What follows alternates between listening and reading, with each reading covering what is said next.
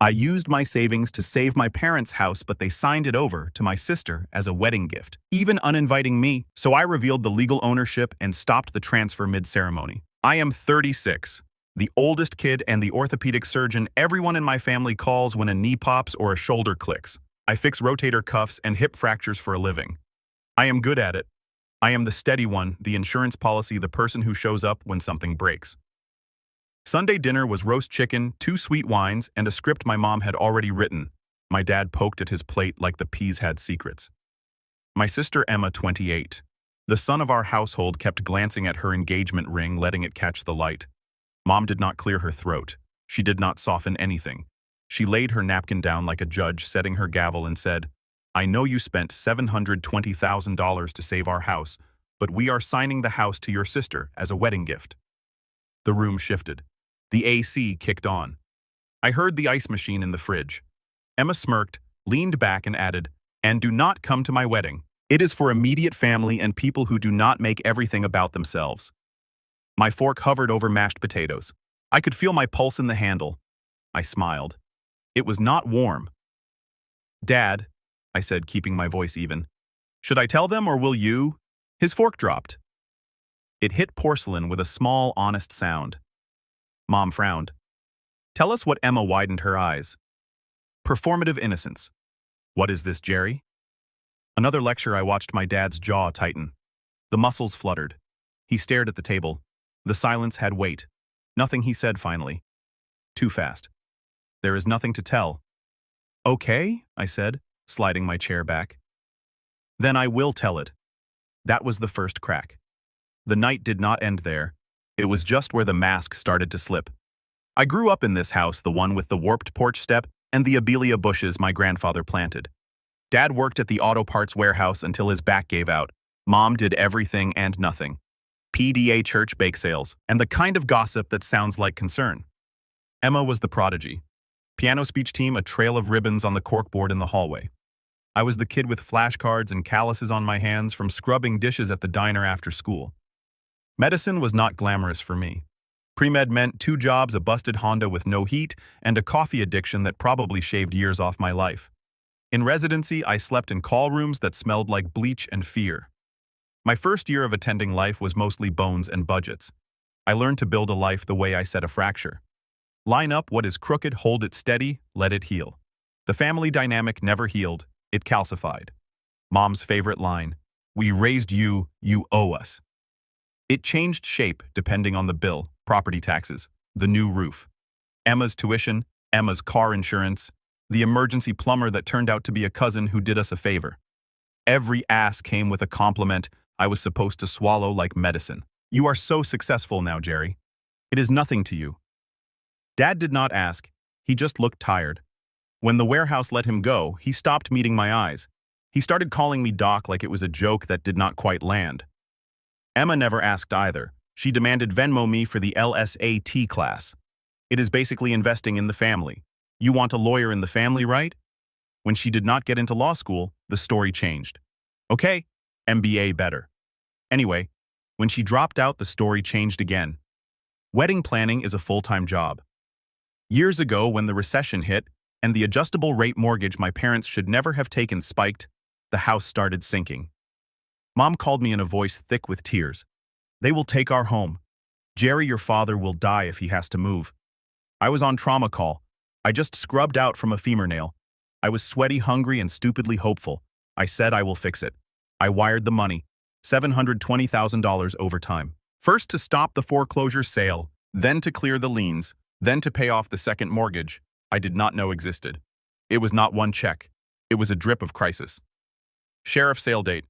Hey, contractor lien. Hey, delinquent taxes. Hey, every transfer was labeled in my bank app. I took screenshots the way we take proof of alignment. My thumbs learned the rhythm of my bank's 2-factor code. At first, there were acknowledgments. Mom texted heart emojis and photos of the alias blooming. Dad sent a thumbs up. Emma posted a selfie on the porch.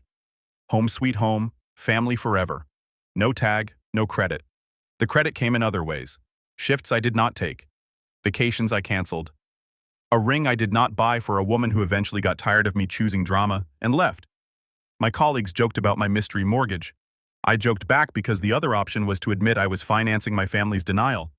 Then the ask sharpened. Emma's fiancé Zach slid into the family group chat like he had always lived there. "Hey big bro," he wrote once, "can we move the wedding to the house? It is a vibe, saves costs, since you have got it covered." Mom added, "Is not that a lovely idea? We could host the rehearsal dinner too." I typed and erased for 10 minutes and then wrote, "Let us talk after I get out of surgery." By then, I had learned to keep receipts. The note I had written to myself the night I wired the big one, the notarized agreement Dad signed 2 years ago when I told him I could not keep paying without clarity. We had sat at the kitchen table, same table as the Sunday dinner, and he had finally met my eyes. "I messed up," he said, his voice flat. "I kept taking out lines to keep your mother happy. I did not tell you because telling me would make him the villain, because asking would make me say no. I told him I would pay the mortgage if the house transferred to an LLC I controlled, and I would let them live there rent-free as long as they paid utilities and did not encumber the property again. It was not an eviction, it was oxygen." He signed. We filed. The county clerk stamped it. I have a photo of the green stamp on my phone. I did not tell Mom. He did not either. He said, "She will never forgive me if she finds out I lost the house." "You did not lose the house," I said. "I saved it for all of us." He nodded. "And we kept the secret like a bad splint. Something that holds but not well. The emotional unpaid labor. Peace is harder to itemize, but I can. The midnight calls Emma needs a deposit for the venue. The 6 a.m. calls the water heater died. The way Mom would call me selfish if I paused. All that money and no wife. What are you even doing with it? Do you want us homeless? Every no I tried to practice came out as a yes because no one else could carry it, and I could not watch them drown. The small breaking moment came 2 months before the Sunday dinner. I found out because a notary called me by accident. "Hi, this is Denise from Mobile Sign," she said. "Just confirming the deed gift tonight, transferring 114 Remington to Emma and Zach." I was in clinic 3 patients behind. I stared at the x-ray on my screen like it could answer for me. "I think you have the wrong number," I said, but I already knew she did not. I called Dad. He did not pick up.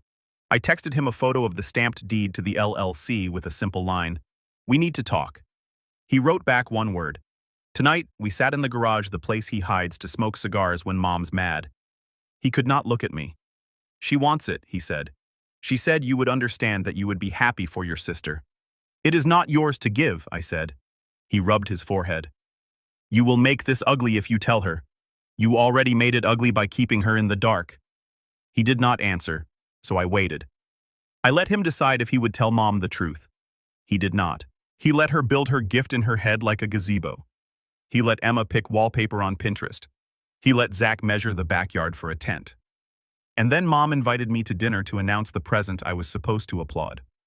Mom's voice had that brittle brightness. "It is symbolic, Jerry. Family continuity. Your grandfather left this house to us, and now we pass it to your sister. That is how families work." Emma crossed her arms.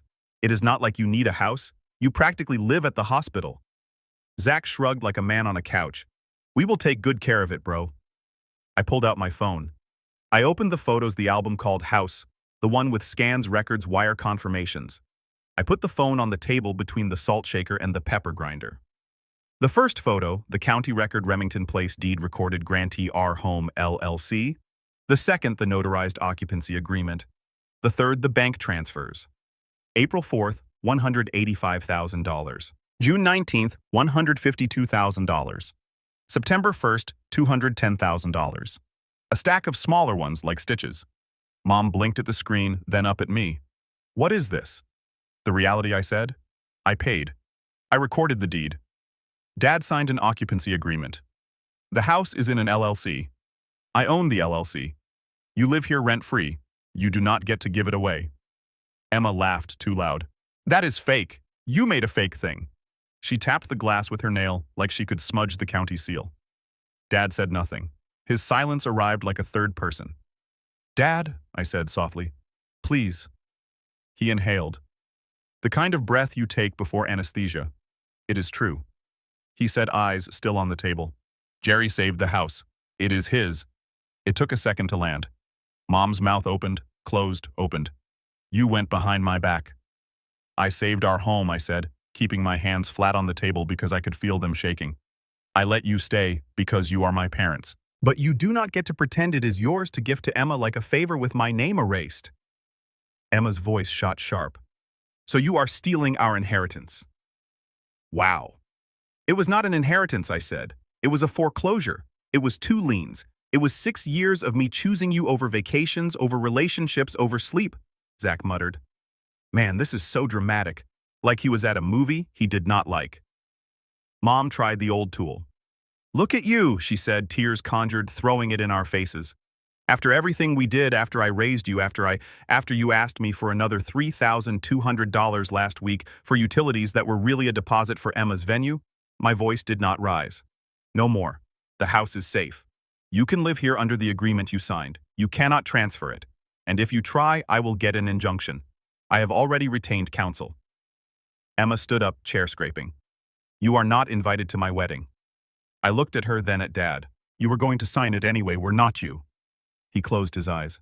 I did not know how to tell her. Mom slammed her hand on the table. Get out. Gladly, I said. I will be by tomorrow with the lease addendum we talked about, Dad. Utilities in your name. No events at the house. That includes weddings. Emma laughed again, disbelief curdling into rage. You cannot stop me. Try me, I said, and left before my hands could show how much they were shaking. I slept badly. It felt like post-op when a simple case bleeds and you do not see it until recovery. I kept replaying the dinner, the sound of Dad's fork hitting plate. I kept thinking about the girl I did not marry because there was always some new family emergency in the morning. The family group chat lit up. Mom, you made your father sick. Emma, you are unhinged. Zach's parents think you are abusive. Zach lawyers, LOL. Dad sent nothing. The silence again. I drove to the house with the lease and a bag of bagels because I am ridiculous like that. Dad met me in the driveway, hands in pockets like a kid caught shoplifting. She will not sign, he said. She says it is an insult. It is a boundary, I said. Utilities, no events. If you want to keep living here, you follow the rule we set 2 years ago. He nodded, then squinted at the paper like the words kept moving. She is planning the rehearsal dinner for the backyard, he confessed. She says you cannot stop a family celebration. I cannot, I said. And I will. Mom opened the door. No solicitors, she said to me and shut it again. Dad winced. I did not leave the paper. I emailed it instead. I CC'd the attorney who had filed the deed. I turned off autopay on their cable and the catch-all family card I had stupidly let Emma use for emergencies. I kept the mortgage handled because it was mine now, but I cut the pipeline everyone assumed was infinite. The next week was quiet, except for needles. Emma posted bridal shower photos, grateful for my tribe. Mom posted a Bible verse about forgiveness with a caption that was not subtle. Some sons repay love with cruelty. Then came the rehearsal week scramble. A stranger called me from a 917 number. Hi, is this the owner of 114 Remington? The voice asked. I am from Evergreen Tents. We are just confirming lawn stakes. We will be there Friday at 9. Cancel, I said. No events. The tenants are not authorized to schedule rentals. If you need documentation, email me. I gave the address. 10 minutes later, I sent the signed occupancy agreement. ICC Dad. I did not apologize. Emma called immediately. I let it go to voicemail. She texted, You petty little man, you are ruining my wedding. Then, you owe me. You owe us. Then I swear on everything. You will regret this. I went for a run and silenced my phone. At mile 3, a resident paged me about a tibial plateau. At mile 4, the sky looked like rain. The rehearsal day came. No tints arrived. Emma posted a story of the backyard with a caption, Haters cannot stop love. They strung cafe lights instead. Fine. The lease said no events over 20 people. They had 32. I counted in the video. I did not send a notice. I am not a monster. I am a man who finally understands the difference between holding a boundary and scoring a point. Wedding day Saturday. The plan from what Emma had bragged about was church at noon photos at our childhood home. My stomach turned at the phrasing, then a downtown venue. At 11:30 a.m., I scrubbed out of a quick wrist. My phone buzzed, then buzzed again, then went static with vibration. I set it face down and checked the OP note. When I flipped it, the screen read like a slot machine. Mom, Dad. Unknown. Emma. 12 missed calls became 21, then 49, then 60 stacked like dominoes. I did not answer. I am not proud. I just did not. A text preview slid across the top. Mom. Jerry, please answer. Police are here. Another dad. It is about the house. Please. My chest went cold. I stepped into the hall and called Dad. He picked up on the first ring, breathing like he had run. She called the cops, he said, without hello on you. What she told the photographer? The house was hers. The photographer set up in the living room. The neighbors complained about the cars on the lawn again. The patrol came. They asked who owned the property. Emma said we did. Mom said we did. I finally said your LLC did. The officer asked for proof. Emma told him you were lying to ruin her day. He called dispatch. They pulled the county record, and well, now there is an officer here saying the homeowner says no photos, no event, unless the owner permits. The officer wants to talk to you. There are moments in surgery where you have 30 seconds to decide, and the decision determines everything. Plate or nail cast or cut. This felt like that. I am not coming. I said tell the officer he has my email. I will send him the occupancy agreement and a written note allowing you and Mom to live there and have up to 20 guests as agreed. No commercial shoots, no wedding parties. That was always the rule. He can enforce it if the crowd exceeds that, Jerry Dad whispered. Shame and relief tangled. I am sorry. I wrote the email. 2 PDFs attached. ICC Dad. I hit send. Then I turned my phone back over and went to see my post-ops because bones do not wait for drama. At 3:12 p.m., Emma texted me a photo of her in her gown on the curb in front of the house. Mascara running, middle finger up. You ruined this. I looked at her face, the girl who used to fall asleep on my shoulder during thunderstorms, and I felt something painful and clean. I typed, I did not ruin anything. I told the truth and enforced a boundary. You chose a lie and an audience. No reply. That night, Dad called again. They started late, he said, voice softer. They moved photos to the church. It was tense. Your mother did not talk to me for 2 hours. Zach's parents said, we are ungrateful. Emma says she never wants to see you again. A pause. The officer asked if I wanted a copy of the county record. I said, yes, I think. I needed to see it in my hands. I am sorry it was today, I said. I am sorry it had to be at all, he said. I slept like I had not in years. A week later, the abelia were still blooming. The cafe lights were still up, swinging a little in the wind. I pulled into the driveway, not to fight, not to gloat, but to drop off a manila folder labeled simply, What Living Here Means. Mom did not answer the door. Dad did. He looked older but lighter, as if putting down the suitcase of a lie can make you taller. He led me to the kitchen. No roast chicken, no stage, just coffee. He poured 2 cups and pushed one toward me. She thinks you humiliated her, he said. She says you made a scene. I did not show up, I said, and smiled without humor. That was the point, he nodded. I told her the truth. Humiliated us, not you. The folder held the same things as the email, the occupancy agreement, a simple lease for $1 a year because I am dramatic like that. A 1-page list, utilities in their name, lawn care, their responsibility. No events over 20 guests, no alterations without consent. No liens, no loans, no signatures on anything with the address unless I sign too. Consequences clear. 2 written warnings, then termination of occupancy. Not threats, boundaries. I cannot sign for her, Dad said. I am not asking you to, I said. I am asking you to sign for you. He did. The pen shook. I did not comment. When I stood to leave, Mom appeared in the doorway, arms folded. You are proud of yourself, she said. No, I said. I am done with myself, with who I become in this house. An ATM with a stethoscope, she scoffed. You will regret this when we are gone and there is no family left. I will regret not stopping sooner. I said I will regret the years I missed because I was on hold for a plumber who was not real. I do not regret telling the truth. Emma did not reach out. Zach unfriended me like we were in high school. My phone weirdly was quiet. In the silence, I noticed things. Morning light in my apartment, the taste of coffee. I did not gulp between calls. Laughter with colleagues that was not weight-bearing. I started saying no at work too. I stopped taking every open call to help out. I saw a movie on a Tuesday. I texted a woman I had met a month earlier and apologized for disappearing. We went for ramen. I took 2 weekends away to hike. My shoulders unclenched like someone finally cut the suture hidden under my skin. 2 months later, An envelope arrived in my mailbox, handwritten, "No return address." Inside was a photo. My dad on the porch holding a rake, grinning a little. The alias behind him on the back in his blocky print, "Paid the water bill on time. Fixed the step." It did not kill me.